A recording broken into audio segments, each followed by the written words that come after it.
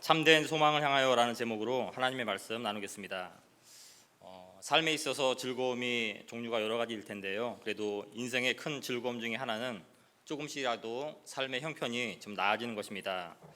어제보다는 오늘이 좀 나아지고 또 오늘보다는 내일이 반드시 나아질 것이라는 소망이 있을 때 사람은 일이 좀 힘들고 하루가 버겁더라도 참고 견디면서 나아갈 수가 있는 것입니다.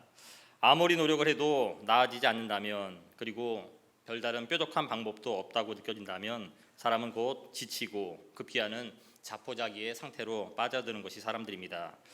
오늘 본문에 나오는 시어머니 이 나오미는 계속해서 내리막길 인생을 살아가는 사람입니다.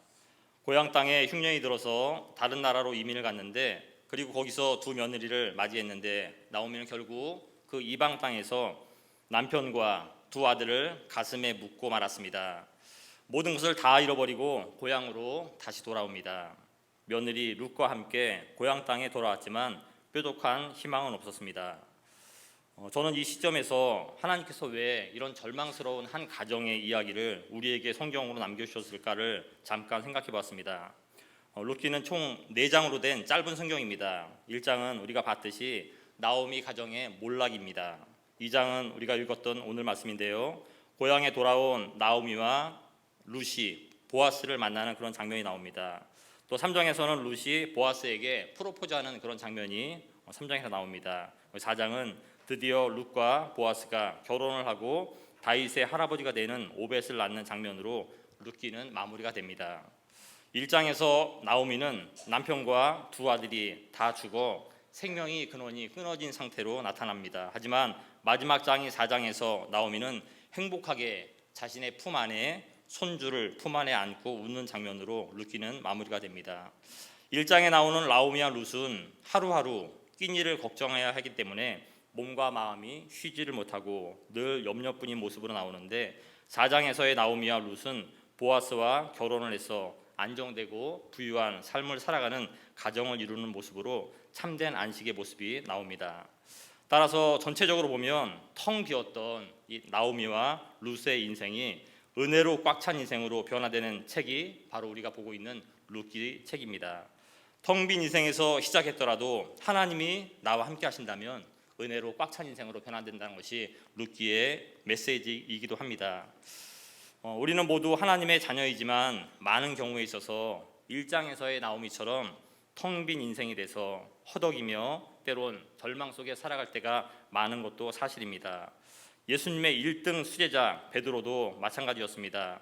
초자식 먹여 살리겠다고 밤새도록 고기를 잡지만, 땀 흘려 고기를 잡았지만 한 마리도 잡지 못하고 빈 그물을 가슴에 부여잡고 탄식하는 장면을 우리는 잘 알고 있습니다.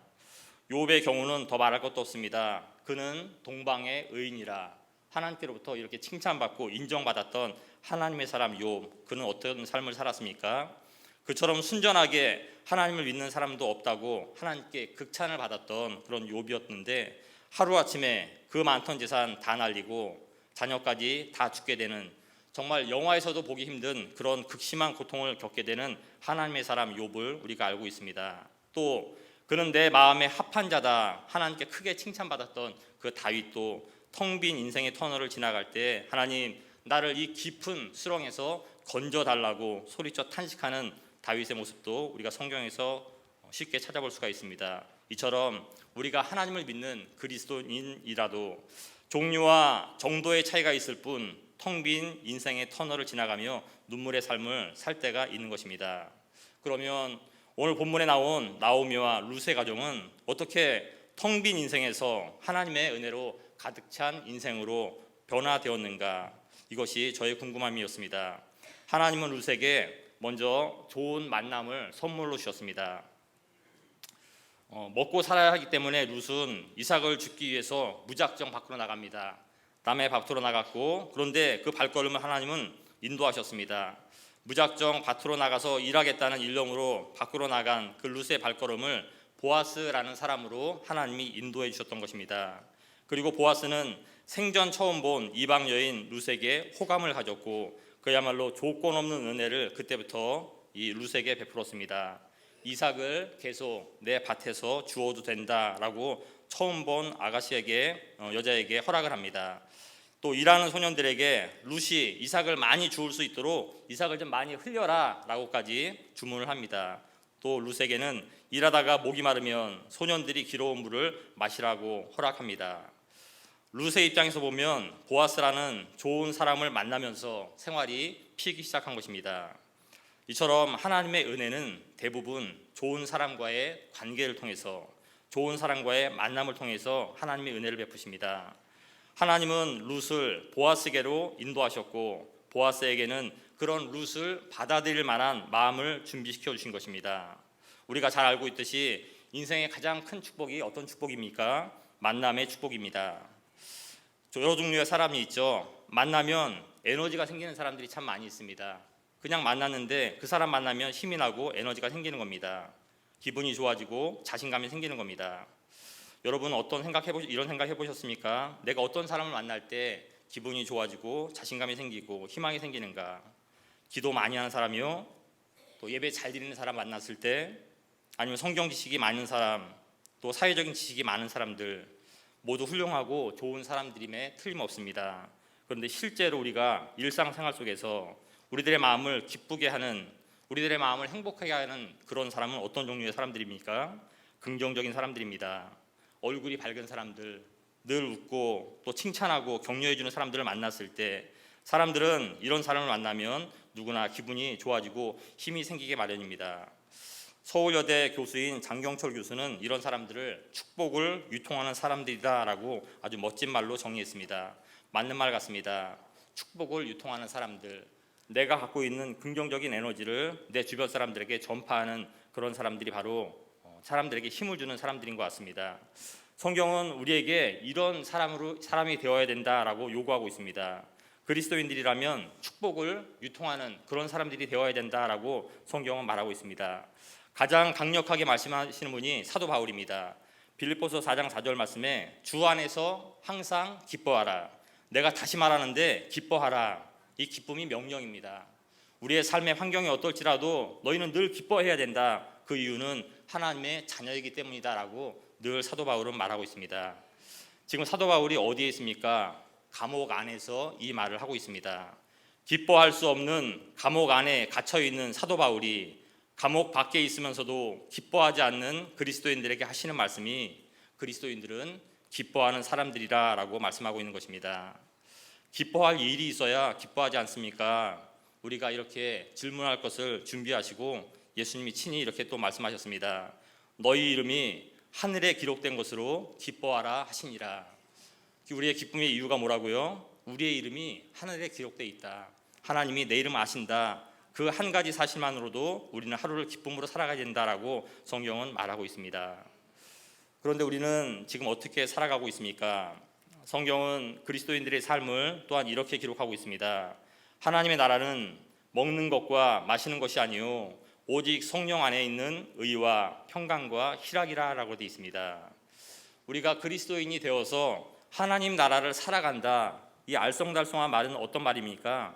먹는 것, 마시는 것, 이 두 가지 해결되면 웃고 즐거워하고 기뻐하고 또 이 먹는 것과 마시는 것 때문에 쩔쩔매며 사는 사람들이 아니라 하나님의 말씀을 확실히 믿고 평강, 마음을 하나님의 말씀으로 평강으로 잘 다스릴 줄 알고 희락, 기쁨으로 살아가는 사람들, 이 사람들이 바로 그리스도인이고 이 사람들이 바로 이 땅에서 하나님의 나라를 살아가는 참된 하나님의 자녀다라고 성경은 말하고 있는 것입니다.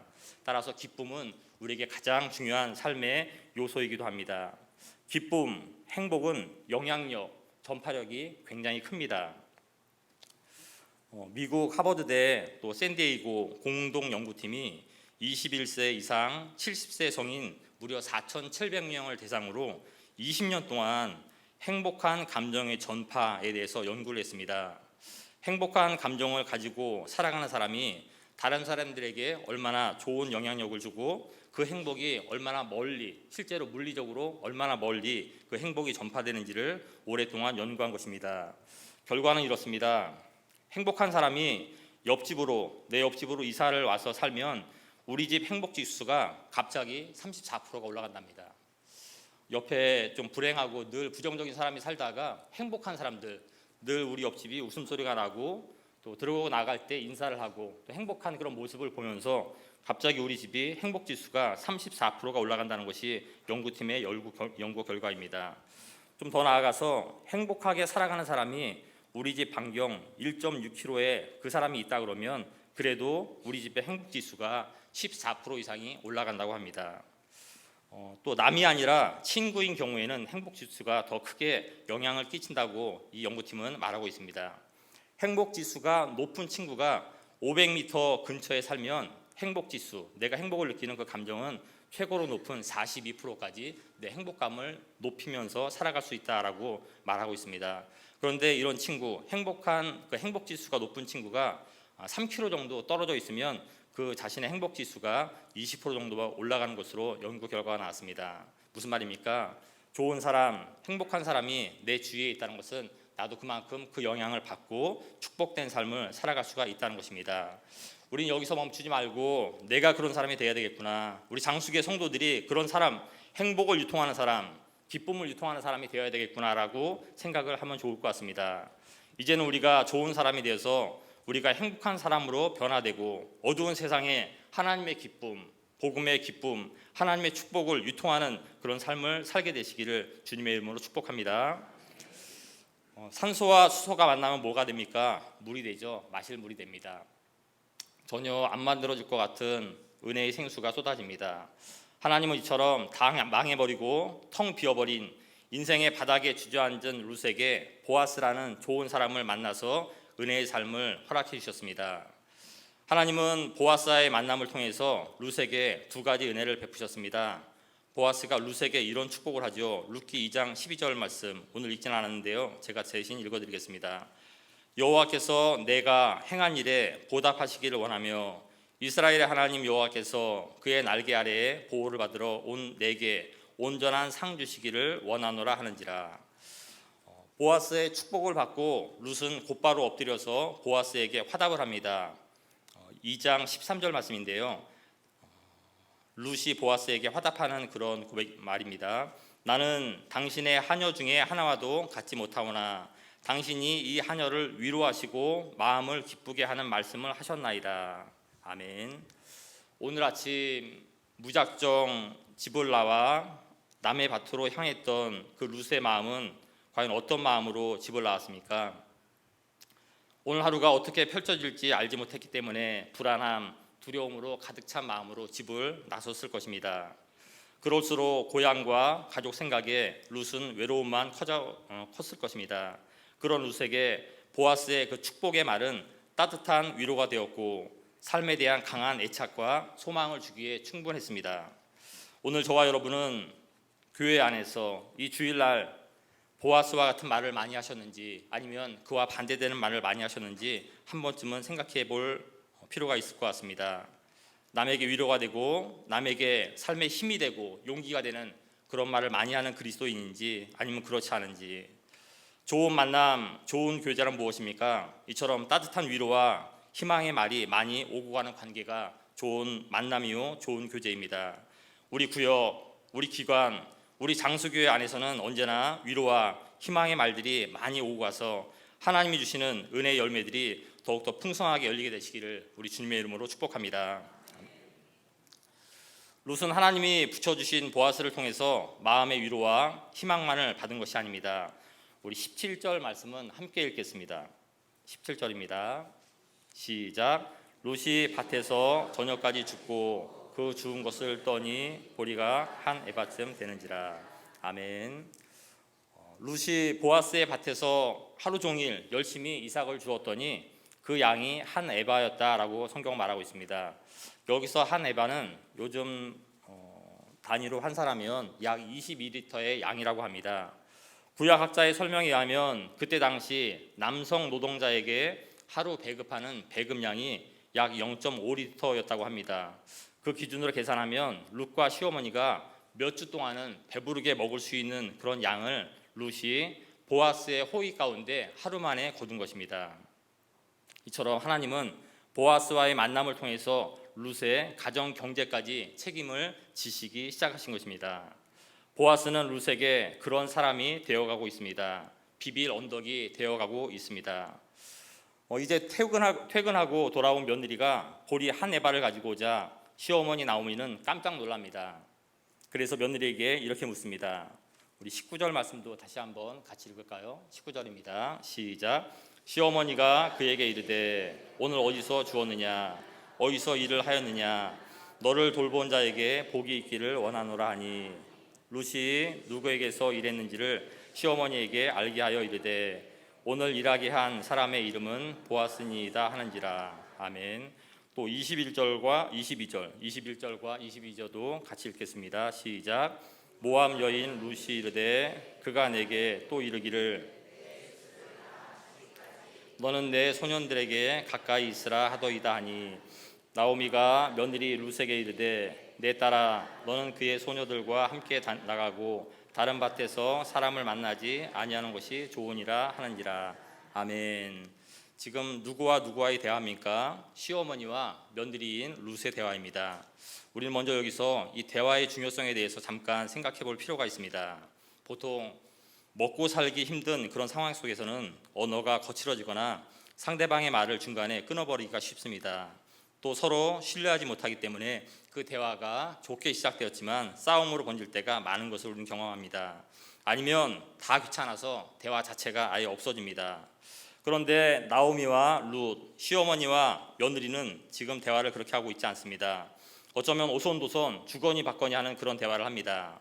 일방적으로 자기 생각을 강요하는 것이 아니라 소통이 잘 되고 있는 그런 대화의 모습을 고부간의 대화가 이런 대화가 되는구나라는 우리가 볼 수가 있습니다. 편안하게 서로의 생각을 이야기했고 상대방의 생각을 인정해 주었기 때문에 오늘의 상황을 정확하게 파악할 수가 있는 것입니다. 그리고 따라서 내일을 바르게 대처해 나갈 수 있는 것이 대화를 통해서 나타나는 것입니다.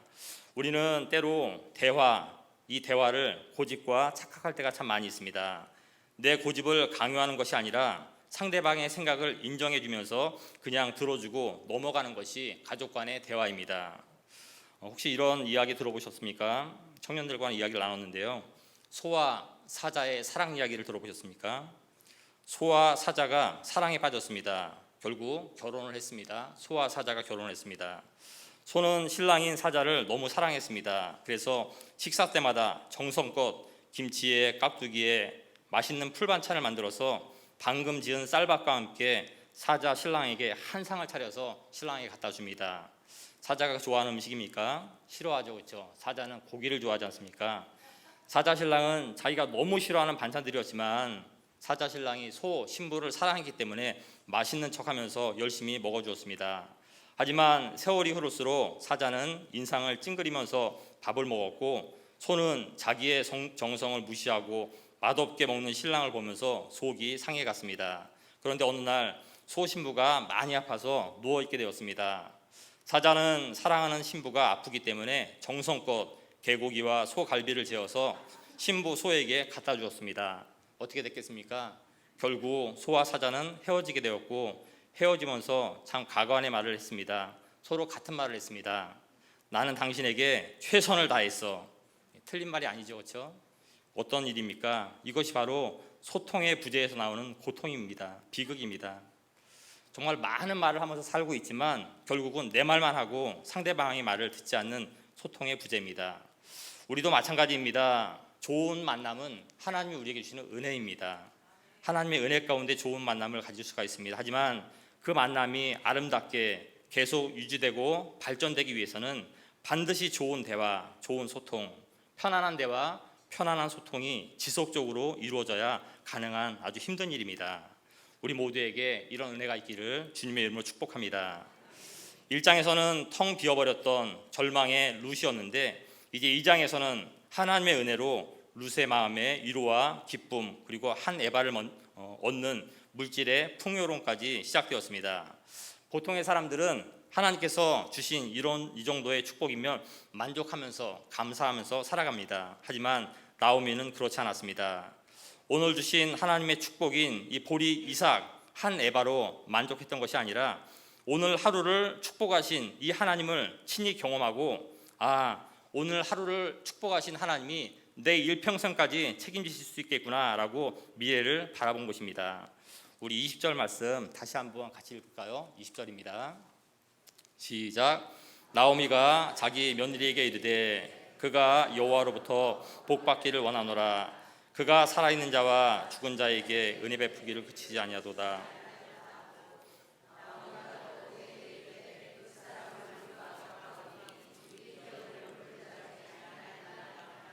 아멘.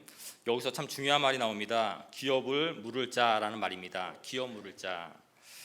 히브리어는 고엘이라고 하는데 보통은 고엘 제도, 고엘 사상이라고 합니다. 쉽게 말하면 누군가를 대신하여 값을 대신 지불해 주는 사람이라는 뜻입니다. 이 고엘 제도는 하나님께서 성경 레위기에 기록한 하나님의 말씀입니다. 친족 중에서 너무 가난해서 유산으로 받은 땅을 남에게 팔았으면 그 땅을 다시 사서 친척에게 주는 사람이 기업 물을 자 고엘입니다. 또 친족 중에 너무 가난해서 돈을 받고 자신의 몸을 노예로 팔아버리면 그 돈을 대신 지불하고 친족을 노예에서 해방시켜주는 사람, 이게 기업 물을 자입니다. 친족의 형제가 아내를 홀로 두고 죽게 되면 친족 중에 한 사람이 그 여인을 아내로 취해서 모든 것을 회복시켜주는 것이 바로 고엘제도 기업 물을 사람입니다. 한마디로 친척을 위해서 엄청나게 많은 손해를 보는 사람입니다. 그래서 법으로는 이렇게 정해놓았어도 서로 안 하려고 하는 제도가 고엘제도입니다. 그런데 지금 나오미는 며느리 룻에게 호의를 베풀어준 보아스 이야기를 들으면서 그 생각을 한 겁니다. 레위기 말씀, 하나님의 말씀을 생각한 겁니다. 보아스가 자기의 기업을 물을 자 중에 하나라는 사실도 알고 오늘 한 에바에 만족한 것이 아니라 참된 소망을 향해서 눈을 뜨게 되는 것입니다. 하나님의 은혜로 며느리가 보아스를 만났고 보아스가 오늘 우리 며느리에게 베푼 과분한 은혜인 한 에바를 보면서 기업 물을 자인 보아스가 오늘처럼만 우리 며느리를 좋게 여겨 결혼만 해준다면 자기와 며느리는 보아스의 보호 아래 법적으로 평안한 여생을 살 수 있을 것이라는 소망을 품게 된 것입니다. 3장에 보면 실제로 나오미는 룻과 보아스의 결혼 계획을 정말 치밀하게 세웁니다. 그리고 결국 하나님의 은혜 가운데 둘은 결혼하였고 보아스는 나오미와 룻의 가정을 책임지는 그런 장면으로 룻기가 마무리됩니다. 저는 이 장면을 보면서 좀 다른 방면으로 생각을 했습니다. 저를 포함한 현대의 많은 그리스도인들의 어리석음을 생각해 보았습니다. 우리는 대부분 2장에서 베푸신 그 풍성한 하나님의 축복, 한 에바의 축복을 받고 너무 만족해하면서 감사하면서 살아갑니다. 하나님이 우리 배를 채워주시니 우리는 더 이상 하나님께 바랄 것이 없게 되었고 먹고 마시고 그런 즐거움에 푹 빠져서 하나님을 찾지 않고 있는 그런 모습으로 나는 살아가고 있습니다. 그런데 성경은 그것이 다가 아니다. 그거 위해서 너에게 축복하신 것이 아니다라고 성경은 말합니다. 한 번쯤 말씀드린 기억이 있는데요. 톨스토이가 이런 어리석은 우리의 모습을 잘 그리고 있습니다. 한 나그네가 광야를 걷고 있는데 갑자기 뒤에서 사자가 나타나서 나그네를 잡아먹으려고 입을 벌리고 달려듭니다. 너무 놀라서 달려가다가 무작정 웅덩이로 뛰어듭니다. 몸을 숨기죠. 웅덩이로 막 떨어지다가 나그네는 간신히 나뭇가지를 붙잡고 견딥니다. 아래를 내려다 보니까 독사들이 우글거리면서 나그네가 떨어지기만을 기다립니다. 나그네는 안 되겠다, 위로 다시 올라가야지 위를 쳐다봅니다. 자기를 잡아먹기 위해서 사자가 입을 벌린 채 그대로 서 있습니다. 위로도 아래로도 내려가지 못하는 꼼짝없이 중간에 나뭇가지에 의지한 인생이 되었습니다. 근데 그때 한 조그만 구멍에서 흰 쥐가 나타나서 나그네가 붙잡고 있는 그 나뭇가지를 갉아먹기 시작합니다. 어느 정도 갉아먹고 다시 들어가고 이번에는 검은 쥐가 나타나서 또 갉아먹습니다. 그런데 손등으로 물이 흐르기 시작합니다. 이게 뭐지? 찍어 먹어봤더니 거기에 꿀물이 흐르기 시작하는 겁니다. 그 꿀물이 생전 처음 먹어보는 너무 맛있는 꿀물이기 때문에 그 꿀물에 푹 빠져서 자신이 지금 어떤 처지에 빠져 있는지를 모르는 그런 상황을 톨스토이가 소설을 통해서 그려내고 있습니다. 여기서 흰쥐는 뭡니까? 낮을 말합니다. 검은쥐는 뭡니까? 밤을 말합니다. 나그네 붙잡고 있는 그 나뭇가지는 우리의 인생, 우리의 세월, 우리의 나이지요. 결국은 세월이 흘러가면서 그 나뭇가지는 꺾입니다. 부러집니다. 그러면 그 나그네는 어디로 갑니까? 독사가 우글거리는 지옥으로 떨어지는 것이 뻔한 운명인데 그걸 모르고 한순간에 찰나적인 그 재미, 즐거움, 맛, 그 꿀물을 먹느라고 기뻐하면서 자신의 처지를 알지 못하는 그런 어리석음을 톨스토이가 그렸습니다. 오늘 우리가 그렇게 살아가는 것 같습니다. 우리에게 주신 이 하나님의 축복 감사하면서 사는 것이 마땅하지만 우리는 이 축복을 넘어서 우리에게 장차 올 그리스도 예수를 바라보며 그분 앞에 섰을 때 우리가 어떻게 나아갈 수 있을지를 생각하며 미래를 꿈꾸며 살아가야 됩니다. 그래서 언제나 우리는 하나님을 만나고 하나님을 찾는 그런 모습으로 살아가야 되는 것입니다. 너희는 여호와를 만날 만한 때에 찾으라. 가까이 계실 때에 그를 부르라. 악인은 그의 길을, 불의한 자는 그의 생각을 버리고 여호와께로 돌아오라. 우리 하나님께로 돌아오라. 그가 너그럽게 용서하시리라. 아멘. 우리의 문제가 뭡니까? 우리는 배가 부르면 하나님을 찾지 않는다는 것이 우리의 문제입니다. 우리의 문제가 무엇입니까? 우리의 환경이 좀 편안해지면 우리는 하나님의 이름을 부르지 않는다는 어리석음이 있습니다. 하지만 오늘 나오미는 그렇지 않았습니다. 오늘 하루의 빵에 만족하지 않았고 자신의 삶을 근본적으로 해결해 줄 기업 물을 자 보아스를 생각했습니다. 그리고 그에게 나아갈 방법을 찾았습니다. 그리고 마침내 그 참된 소망을 얻었던 것이 나오미의 지혜였습니다. 사랑하는 성도 여러분, 우리의 참된 소망은 누구입니까? 예수 그리스도이십니다. 우리의 기업 물을 자 바로 우리의 영원한 생명이신 예수 그리스도이십니다. 고린도전서 6장 20절 말씀에 너희는 너희 자신의 것이 아니라 값으로 산 것이 되었으니 그런즉 너희 몸으로 하나님께 영광을 돌리라. 값으로 산 것이 되었다. 우리의 기업 물을 자가 바로 예수 그리스도라는 말씀입니다. 우리 죄를 위해서 예수님이 십자가에서 피값을 이미 지불했고 우리를 사셨습니다. 따라서 우리는 떡으로 만족하는 삶이 아니라 우리의 기업 물을 자이신 예수 그리스도를 날마다 생각하고 그분께 더욱더 가까이 나아가는 삶을 살아야 합니다. 하나님은 우리에게 배부르면 됐다고 말하지 않았습니다. 주님의 이름을 불러야 한다라고 성경은 말하고 있습니다. 나는 너를 애굽 땅에서 인도하여 낸 여호와 내 하나님이니 내 입을 크게 열라 내가 채우리라 라고 말하고 있습니다. 하지만 현실은 어떻습니까? 제가 다시 한번 성경을 읽어드리겠습니다. 내 입을 크게 열라 내가 채우리라 하였으나 내 백성이 내 소리를 듣지 아니하며 이스라엘이 나를 원하지 아니하였도다. 저와 여러분의 삶이 어떤 삶입니까? 배부름에 편안함에 만족하며 하나님께 감사하는 그런 삶입니까? 우린 더 앞으로 나아가야 됩니다. 우리를 축복하신 그 하나님이 우리 일평생을 책임져 달라고 늘 하나님을 부르고 예수 그리스도의 이름을 부를 때 하나님께서는 우리 모두에게 더 큰 은혜를 부어주실 줄 믿습니다.